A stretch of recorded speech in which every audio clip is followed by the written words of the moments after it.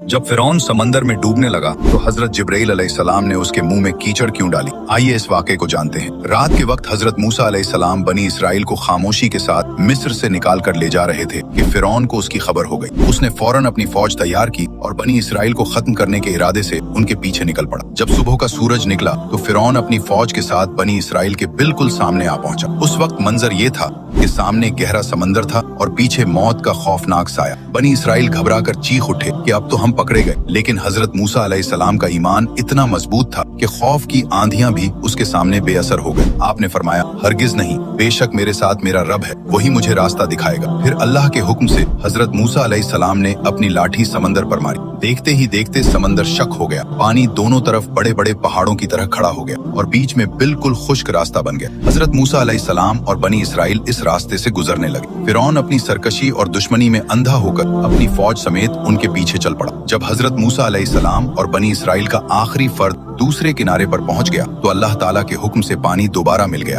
और फिरौन अपनी पूरी फौज समेत गर्क हो गया। डूबते वक्त फिरौन ने कहा, मैं ईमान लाया कि कोई माबूद नहीं सिवा उसके जिस पर बनी इसराइल ईमान लाए और मैं फरमाबरदारों में से हूँ। जब हजरत जिब्राइल अलैहिस्सलाम ने ये देखा तो उन्होंने समंदर से कीचड़ उठाकर फिरौन के मुंह में डालनी शुरू कर दी, इस खौफ से कि कहीं वो तौबा के अल्फाज मुकम्मल न कह दे और अल्लाह की बेपनाह रहमत इस तक न पहुंच जाए। ये अल्लाह ताला के अदल और उसकी अजीम कुदरत का एक इबरतनाक वाकया है।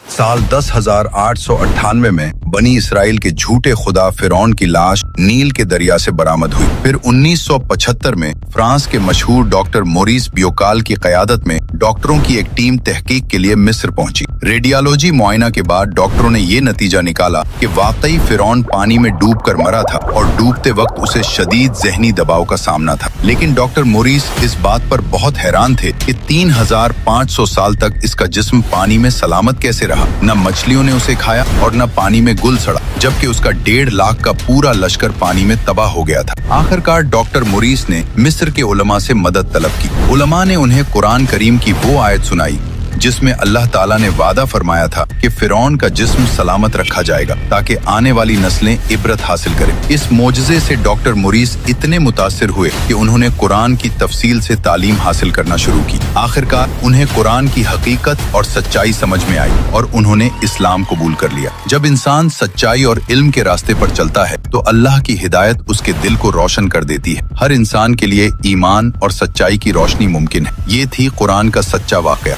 सब कमेंट में सुभान अल्लाह लिखी।